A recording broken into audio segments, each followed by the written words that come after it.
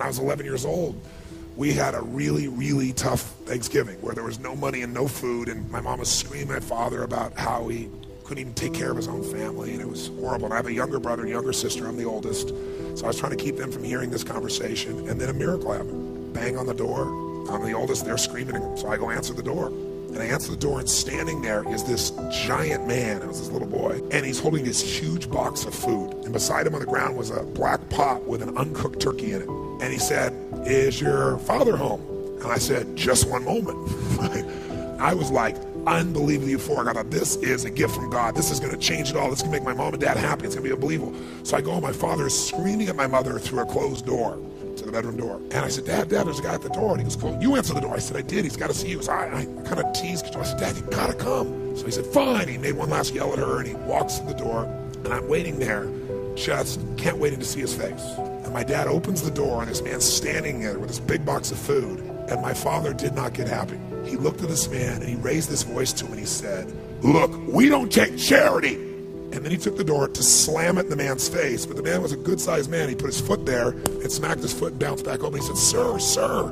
He said, "Please take this." And my father said, "We don't take charity." He went to slam it again. And this time the guy put his shoulder against it so he couldn't do it. And then my father's staring at him. It's like these two males starting to get in this intense mode. And one just trying to give a gift, and I'm freaking. And then the guy said something that I'll never forget, and in moments I wished he hadn't said. But he found a way to force my father. He's holding this thing, and he looked at me, and then he looked at my dad, and he said, "Don't make your family suffer because of your ego." Now my dad's level of energy increased, but he was also trapped. So he took the food, slammed it on our table, and slammed the door in the man's face and never even thanked him. And I didn't know what to do. Part of me wanted to cry. Part of me was crushed. And I watched my father storm off and went on back to scream at my mother. And I remember that day just thinking, I don't understand. You gotta realize you can't lose anything. You can transform things, but you can't lose anything. Now you can try and pretend you've lost something. You can be upset with somebody and they go, "Oh my God, I've lost their love," or "They've lost mine," or "I've lost respect." How do you lose respect? You can't lose something that's already inside of you. Love is not something you have to go looking for when it's where you come from. My mom was 5'1", I'm 6'7", give you an idea how she gave birth to me is mind-boggling. She loved the attention. She got partying or dancing, but she would never go to the grocery store. I did that every day of my life. I went on my bicycle to the grocery store, made the meals. She never came out of this room. We lived in a 1,200 square foot house, and my forefathers all lived in the living room at different times. She was a very powerful and intense lady. But, again, I'm not saying this to be positive. It's just really true. Everything in my life has come from all those things that are there, all the drives. Now I could have just beat myself up or felt sorry for myself, but fortunately I didn't do that.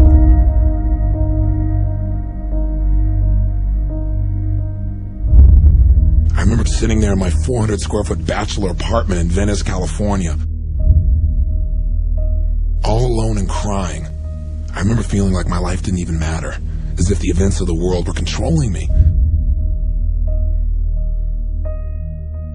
I also remember the moment my life changed, the moment I finally said, "I've had it. I know I'm much more than I'm demonstrating, mentally, emotionally, physically. I'm more than what my life is showing right now." I made a decision in that moment which was to alter my life forever. I decided to change virtually every aspect of my life. I decided I would never again settle for less than I could be. Who would have guessed that this decision would bring me to such an incredible moment now? I know I'll never forget the day that really hit me that I was truly living my dream. I was flying my jet helicopter from a business meeting in Los Angeles, traveling to Orange County on the way to one of my seminars. And as I flew over the city of Glendale, California, I suddenly recognized a large building. And I stopped the helicopter and hovered above it. And as I looked down, I realized this is the building that I'd worked in as a janitor a mere 12 years ago. In those days, I've been concerned about whether my 1960 Volkswagen would hang together for the 30-minute trip to work. My life had been focused on how am I going to survive. I felt alone and I felt fearful.